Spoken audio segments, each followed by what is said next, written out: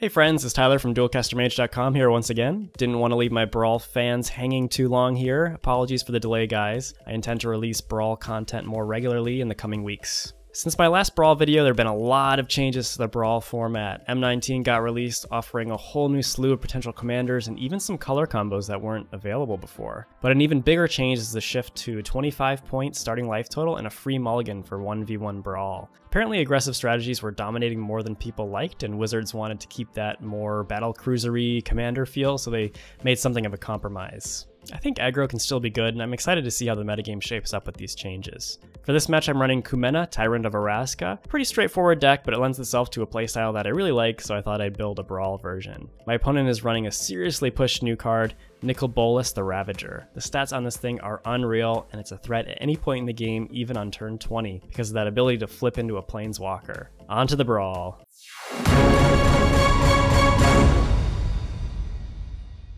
Alright, game one, I'm on the draw, and this opener seems acceptable. Not amazing, not terrible. Got a 1-drop, which there are precious few of in standard, playable 1-drops that is, especially Merfolk. Get a Miscloaked Herald out. It's really nice to curve 1-2 into Kumena, but that's not going to be the case this time because he goes and shocks my Miscloaked Herald immediately. And nothing I can do about that. And then we see a Traveler's Amulet come out. I guess this card serves a purpose in a 3-color deck, so whatever. On my turn, I draw Llanowar Elves. Actually, probably the best 1-drop in the entire format, easily. Even in Merfolk, you want to play this card. Get a turn 2 Kumena sometimes, but it gets Fatal Pushed. So kind of stunting my development here a little bit. Not the end of the world. I have another land, so the mana isn't critical. We see that he gets his 4th mana, so he's for sure gonna be able to play Bolas on this turn. So he just like, I pass with Supreme Will up, which is a little suspicious, so he doesn't play anything. We go back and forth a few turns here. He doesn't want to run Bolas into counter magic. But we see instead a Mind Rot, which is kind of a pretty good bait spell, but it allows me to use this negate here because negate can't stop Nicol Bolas anyway.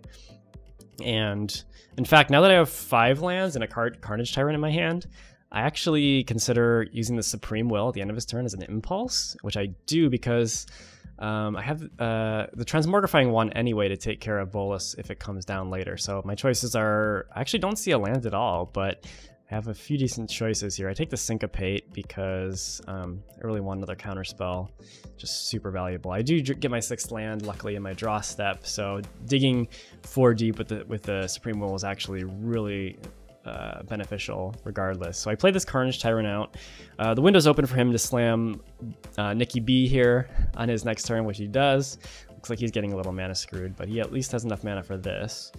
I have to discard a card, get rid of that crappy Tempest Caller, and attack him, see if he blocks. Of course he does not, but now I have this window to play Transmogrifying Wand unimpeded. A card which I've been really falling in love with lately. I'm just putting it in all my blue and green decks, and it's just such a powerful card to clean up some of these difficult to handle creatures.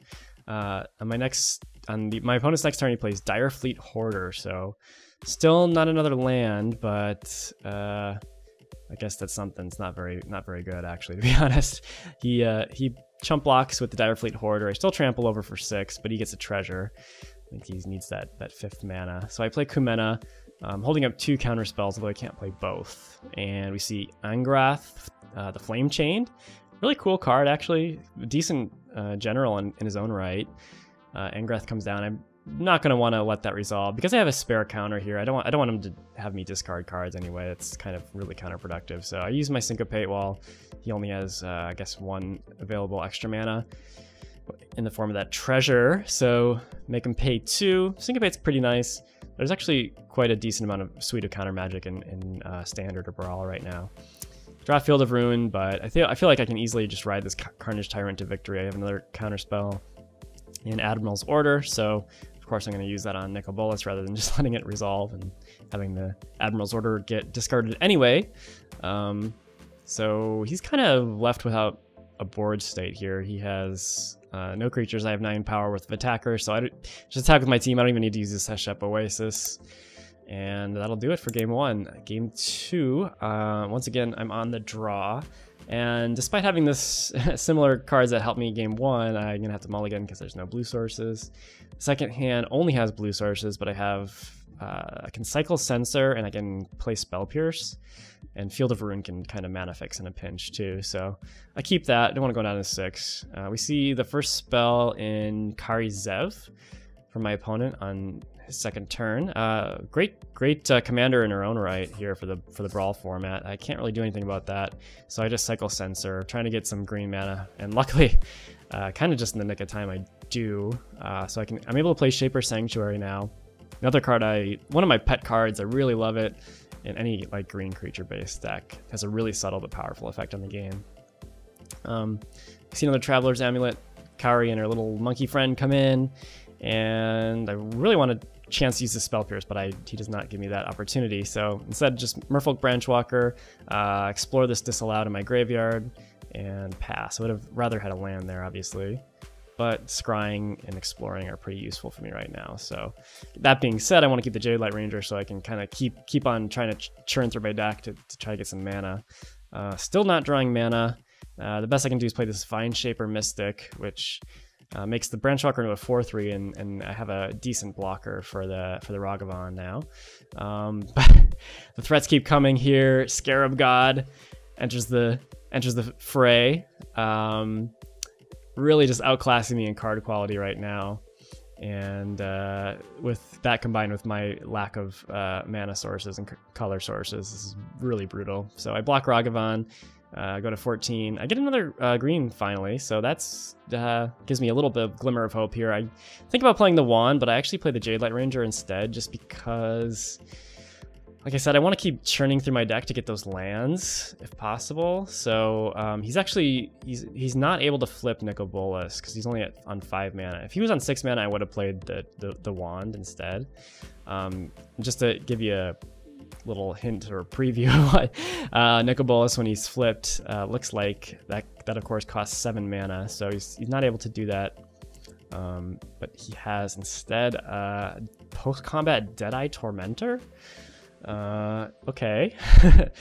That gets this crappy Spell Pierce that's been rotting in my hand. So now I try to play this Transmogrifying Wand because he's threatening to flip Bolas, but he has his own negate. So Bolas could be flipped here, or no, actually he can't because he didn't use his Traveler's Amulet. Anyway, he whacks me down to 6 and plays Protean Raider, the Shapeshifter Pirate from Rivals of Ixalan. And not surprisingly, copies Deadeye Tormentor to get my last card. Pretty incentivized to do that here. I'm just gonna play my commander Kumena. It gets immediately dispersed, and I was hoping that I would be able to draw some cards off Kumena, but if I tap 3 Merfolk, I don't have enough blockers to even stay alive. So I just have to let that get dispersed to my hand, and hope I can even survive to my next turn. Unfortunately, he plays this card Raider's Wake, which he's got like a raid deck or something. Being at 6, I can't block a 4-power flyer, so I go to 2. At the end of the turn, the raid trigger happens, and I die because I was at 2 and I discard, lose 2 life. Yeah. Anyway, on to game 3. I'm on the play finally, and see, this is a really good hand. I got a nice curve. I got a 1-drop again, Jade Bearer, and I just raw dog this out in turn 1. My mana's going to be a little crunched, and it just makes sense. You really want to go, like I said, 1, 2, 3 into Kumena, so you can draw a card immediately. He goes Duress, and I almost fade this Duress here, but he's got 1 target in the blink of an eye, so that bites the dust. All right, I draw another land, which is great. So I play this Branchwalker here because I want to, again, get that card velocity, put Negate in my yard, attack for 1. He's just playing some lands. Now I get that perfect curve into Kumena, and I'm able to use Kumena's ability right off the bat. He plays a Kitesail Freebooter, and luckily for me, there's no valid targets for him in my hand for him. So that's just a 1/2 flyer, Glorified Stormcrow, and I draw a card at end of turn with Kumena.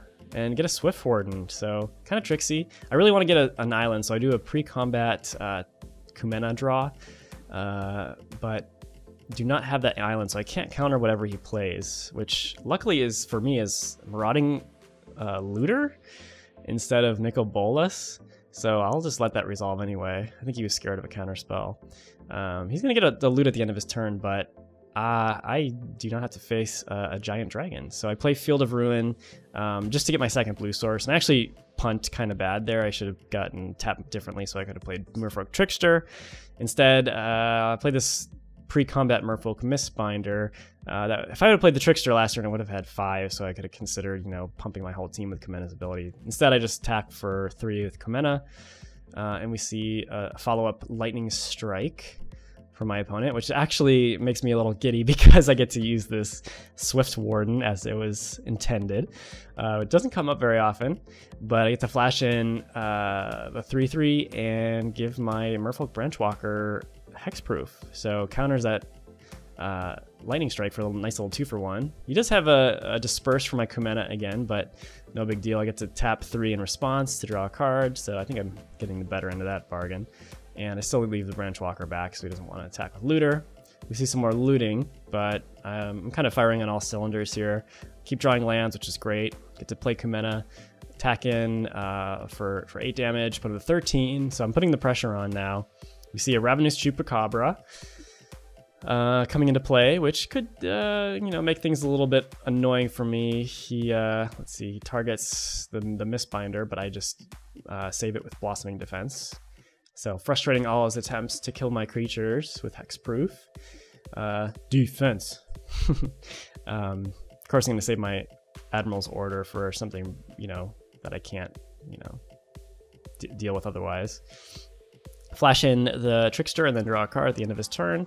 I get two more counter spells on those 2 draws, so feeling really solid now. It's just such a comforting feeling to have these counter spells when you're kind of already ahead here.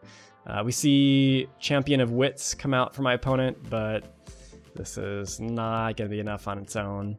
Not even worth countering, even though I have plenty of mana and counter spells. Just let that resolve. And we see a Shock here for my Merfolk Lord. That's worth countering. So I take it out with Supreme Will. No need to save that for impulsing.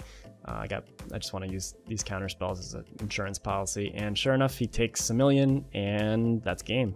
So my fishies came out on top against a scary new threat despite some real resistance by my opponent. I still think Bolas is an amazing commander, and obviously there's a lot of ways to brew him, as we saw here today. Don't forget to subscribe if you want to see more Brawl and Duel Commander action. I really, really, really appreciate all the support I get from my subs. You guys are amazing. Thanks for watching.